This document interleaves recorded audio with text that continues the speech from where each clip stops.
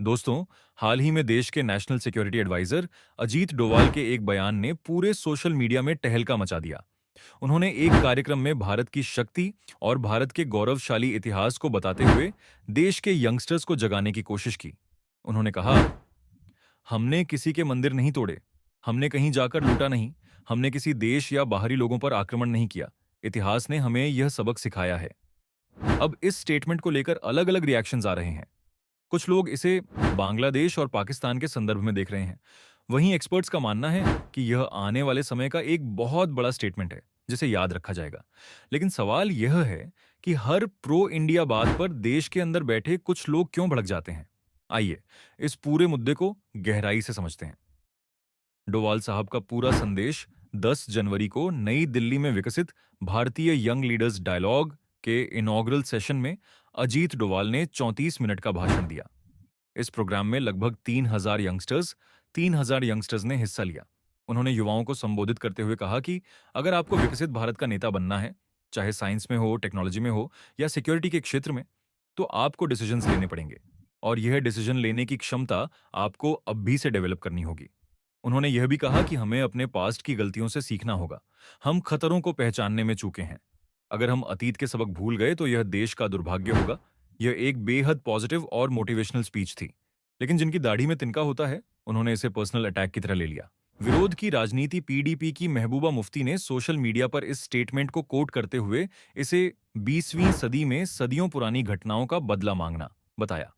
उनके अनुसार यह एक डॉग विसल है, जो मुसलमानों के खिलाफ हिंसा भड़काने का संकेत है।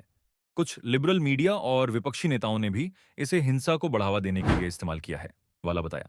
ध्यान देने वाली बात यह है कि पाकिस्तानी मीडिया ने भी इसे इंडियन एग्रेसिवनेस का सबूत बताया है, जबकि भारत में सेकुलर खेमे ने इसे हेट स्पीच बोला है। लेकिन सच्चाई क्या है?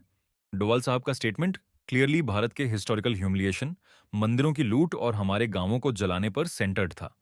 यह एक फैक्चुअल बयान था, न कि किसी के खिलाफ कोई भड़काऊ बात। असली मुद्दा क्या है?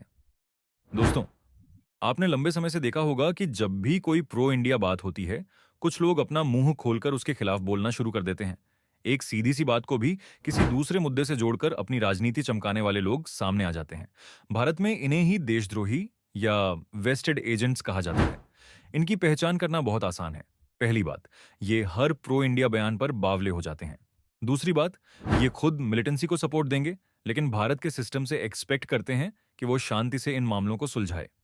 तीसरी बात, ये वो गैंग है जो हर एंटी इंडिया स्टेटमेंट को ह्यूमैनिटेरियन एंगल से देखने की बात करता है, लेकिन टेररिस्ट्स के इनह्यूमन बिहेवियर को देखते ही इनकी आंखें बंद हो जाती हैं। अब ये एक जगह नहीं मिलते। कभी लिबरल्स की जमात में होते हैं, कभी एनजीओज की जमात में जिन्हें फॉरेन फंडिंग मिलती है। क्यों डरते हैं ये लोग? दरअसल ये नहीं चाहते कि भारत अपने हिस्टोरिकल ह्यूमिलिएशन को कभी भूले।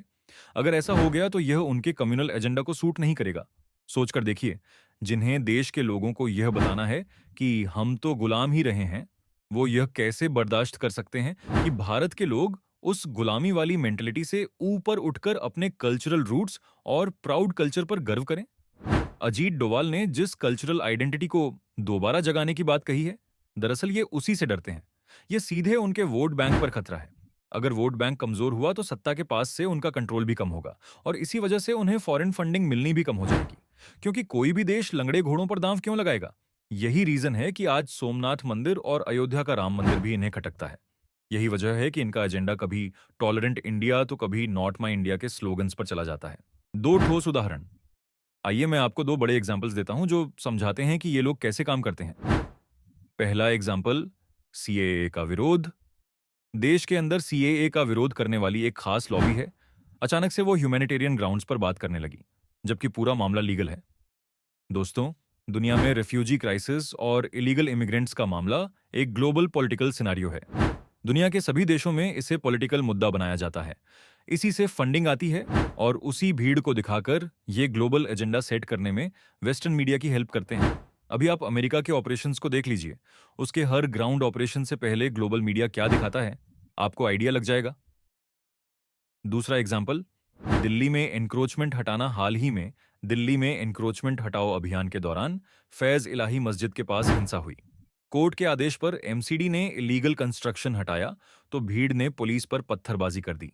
यहाँ कुछ नेताओं और मीडिया ने इसे मस्जिद तोड़ने का एंडोर्समेंट बताया, जबकि केवल आसपास की इलीगल दुकानें हटाई गई थीं। ये एलिमेंट्स कोर्ट के फैसले को चैलेंज करते हैं, क्योंकि एनक्रोचमेंट पब्लिक प्रॉपर्टी पर कब्जा है, जो नेशन बिल्डिंग को रोकता है। लेकिन फिर भी आप मीडिया को देख सकते हैं, जहां इनके विरोध में खड़े लोगों का लॉजिक ये है कि भले वहां इलाका सरकारी हो, लेकिन जो बस गए हैं, उन्हें बसने दो। इमोशंस को भड़काकर दंगा फसाद फैलाना ही इन लोगों का मकसद है। अब दोस्तों, एनएसए अजीत डोवाल की बातों में भारत के कल्चरल रिवाइवल की भी बात है।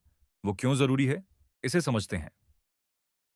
कुछ ही दिनों पहले सोमनाथ मंदिर पर आक्रमण के 1000 साल पूरे हुए। 1026 में महमूद गजनवी ने इसे लूटा था। सोमनाथ मंदिर पर ऐतिहासिक काल में कम से कम 17 बार आक्रमण हुए। महमूद गजनवी, अलाउद्दीन खिलजी, मोहम्मद तुगलक और औरंगजेब जैसे शासकों ने इस पर बार बार हमले किए। डिफरेंट सोर्सेज के अनुसार लगभग 6 टन सोना लूटा गया। इसमें मंदिर की जंजीरें, जो 40 मन सोने से बनी थीं, सोने चांदी के पत्र, रत्न और गुप्त खजाना भी शामिल था। अब सोचिए, जिस देश के एक मंदिर से इतना धन लूटा गया हो, वो उस इतिहास को भूल जाए, तो इससे बड़ी ट्रेजेडी और क्या हो सकती है। एनएसए अजीत डोवाल ने भी तो उसी को याद करने की बात कही है। प्रधानमंत्री मोदी ने भी हाल ही में कहा था कि सोमनाथ से राम जन्मभूमि तक का सफर भारत के आत्मविश्वास का प्रमाण है। यह सांस्कृतिक चेतना का रिवाइवल है। चाहे वो राम मंदिर हो, सोमनाथ मंदिर का पुनर्निर्माण हो, ज्ञानवापी का सर्वे हो, या देश के मैन्युस्क्रिप्ट्स को डिजिटाइज करने की बात हो, यह भारत के उसी कल्चरल रिवाइवल की कहानी है। असली चिढ़ किस बात की है? यह चिढ़ इस बात से नहीं है कि भारत अपने कल्चरल रूट्स में वापस जा रहा है। उन्हें चिढ़ इस बात से है कि जिस आइडियोलॉजिकल अफीम को छटाकर इतने सालों तक भारत के रिच कल्चरल हेरिटेज को कमतर करके दिखाया गया और लुटेरों का महिमा मंडन किया गया, अब वो खत्म हो रहा है। वो आइडियोलॉजी अब हर जगह नकारी जा रही है। लोग अब समझ रहे हैं कि हमारा इतिहास केवल गुलामी का नहीं था। हमारी एक समृद्ध सभ्यता थी, महान विचारक थे, वैज्ञानिक थे, दार्शनिक थे। और जब युवा पीढ़ी यह समझने लगेगी, तो उन लोगों का पूरा नैरेटिव ही ध्वस्त हो जाएगा जो भारत को हमेशा कमजोर और पिछड़ा दिखाना चाहते थे।